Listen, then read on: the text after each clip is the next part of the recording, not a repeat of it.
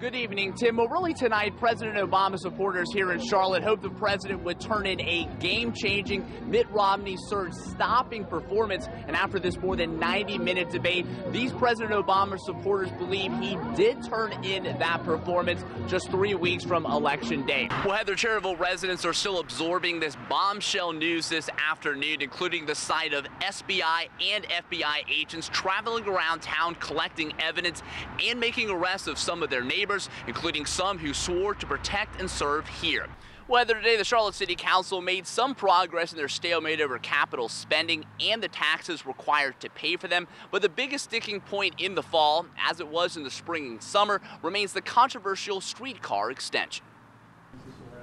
Charlotte Mayor Anthony Foxx rounded the City Council up Thursday to start talking capital priorities, months ahead of the normal schedule. We have a chance to have a do-over. In June, the City Council held off on a proposed $926 million capital plan across the next decade that would have improved roads, intersections, neighborhoods, and renovated Bojangles Coliseum. We've got time now to dig deeper into what the managers proposed. But City Council remains divided on a proposed $119 million extension of the streetcar and whether up to an 8% increase in city property taxes should help pay for the project. In June, Mayor Foxx vetoed a smaller capital plan that removed the streetcar extension. As I look through each of the items in there, the only item that I think we got stuck on was the streetcar. To me, that risks a great deal of public support for transit.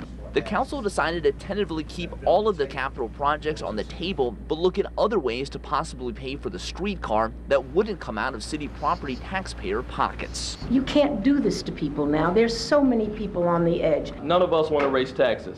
We got family members unemployed. We know folks that have lost their jobs. But it's about what type of city we want for Charlotte. And the Charlotte City Council will have to decide whether to raise taxes in 2013. That's the same year all of them are up for re-election. The City Council must also approve their budget and capital plan in June. Reporting in West Charlotte, Brad Broders, News 14, Carolina. New revelations and a refusal by a key witness highlighted day 4 of the innocence hearing for Willie Grimes. The defense and prosecution spent most of Thursday afternoon questioning Steve Hunt, who was Hickory Police's lead investigator of the rape case in 1987 when Grimes was convicted. Have you ever refused to share evidence about a case? No. Most of Hunt's testimony centered around fingerprints found on banana peels inside and outside the victim's apartment. Wednesday, an SBI expert identified the prints belonged to Albert Turner. Grimes and Turner were both on the original photo lineup, but the victim identified Grimes as her attacker. After he was identified as the suspect, I counseled with or met with Sergeant Bryant, and there was a warrant issued for his arrest.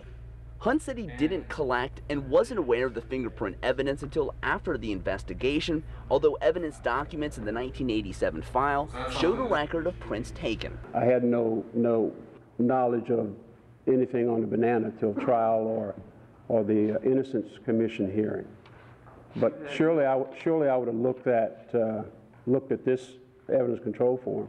Earlier Thursday afternoon, the prosecution called Turner himself to the stand. He was arrested last week in connection to a 1973 sexual assault in Hickory, but he and his defense attorney refused to answer questions, citing the Fifth Amendment. But I believe I gave all my information to the people that come and looking for me.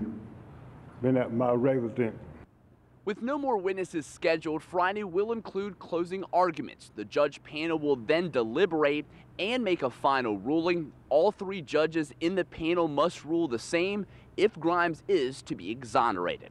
Reporting in Newton, Brad Broders, News 14, Carolina.